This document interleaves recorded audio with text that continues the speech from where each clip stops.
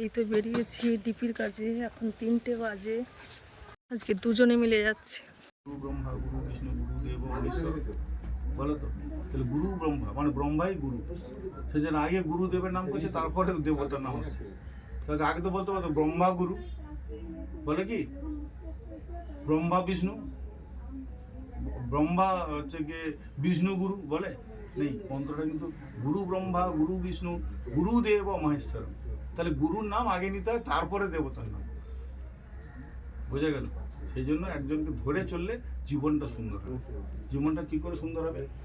ঠাকুরের নীতি বিধান এগুলো মেনে চললে আমাদের জীবনটা বেলাইন হবে না। ট্রেন যে যায় একটা ট্র্যাকে যায়, তো এরকম ট্র্যাক আছে, হ্যাঁ? আমাদের জীবনটা এরকম ট্র্যাকে যদি চলে, ট্রেনটা সোজায় ট্র্যাকে চলে বলে যদি সোজা যায়, আর ট্রেনের রাস্তা কোনোদিন একা একা হয় দেখছিস? জীবনের চলনটা যদি এরকম ট্রেনের ট্র্যাকের মতো হয়, তাহলে আমার জীবনটা সুন্দর হবে। সেই জন্য গুরু ধরতে হবে। না থাকে সে ছাত্রদেরকে ভালো করে শিক্ষা দিতে পারবে?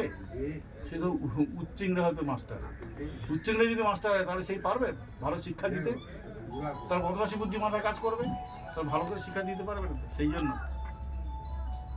সেই জন্য একটা সব বিষয়ের জন্য ঠাকুরের একটা বিশাল নীতি আছে।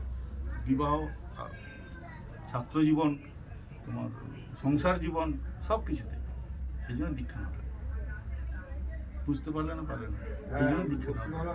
দীক্ষা নিলে তোমার কি বলে, আমার দীক্ষা নিলে মুখ করতে হবে, তুমি করতে হবে, তুমি করতে হবে, সেসব কিছু না। ঠাকুরের নাম করতে হবে, সকালে 15 মিনিট লাগে, সন্ধ্যেবেলা 15 মিনিট লাগে। তাহলে আমরা 24 ঘন্টার মধ্যে 30 মিনিট ঠাকুরের নাম গান করতে পারবো না? আমরা কত সময় নষ্ট করি মোবাইল দেখে করে, বোঝা গেল? তাহলে 30 মিনিট সারাদিনে ঠাকুরের নাম করছি। আর বীজ নাম, যেটা ঋত্বিক দাদারা গানে যে মন্ত্রটা দেন, যেটা আমাদের অজপা নাম, জপ করতে হয়, সেই নামটা তুমি যে কোনো সময় রাস্তাঘাটে হাঁটতে চলতে বৃত্তি স্কুলে যাচ্ছ তখন করতে পারবে। কিন্তু প্রার্থনা, ঠাকুরের যে প্রেয়ার, আমরা স্কুলে গিয়ে প্রেয়ার করি তো, কেন?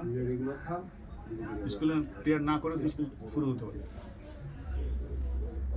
শৃঙ্খলা, তাহলে প্রেয়ার দিয়ে একটা ছেলেরা মেয়েরা ঠাকুরের একটা নাম গান, একটা প্রেয়ার হয়, একটা যে কোনো একটা আগে যে কোনো একটা রবীন্দ্রসঙ্গীত এই হ্যানাতে বিভিন্ন জায়গায় বিভিন্ন প্রেয়ার স্কুলে করে।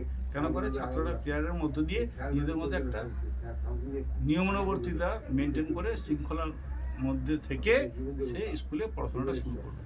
তেমনি তুমি সকালবেলা যদি প্রার্থনা ঠাকুর করে তুমি যদি কাজ করবো, পড়াশোনা সব কিছু করো, সেটা শৃঙ্খলার মধ্যে হবে। এই জন্য সকাল প্রেয়ার। সন্ধ্যাবেলা তুমি প্রেয়ারটা করলে মনটা ভালো হলো, আবার তুমি সমস্ত কিছু কাজকর্ম করবে। আর ইষ্টবিধি কি? ঠাকুরকে দিয়ে খাও। আমরা তাকে নিবেদন করে সারাদিন আমরা কত কিছু খাই, তাকে এক টাকা আমরা নিবেদন করে সারাদিন কাজকর্ম, খাওয়া দাওয়া সব কিছু করছি। এটা বিশাল যোগ্য।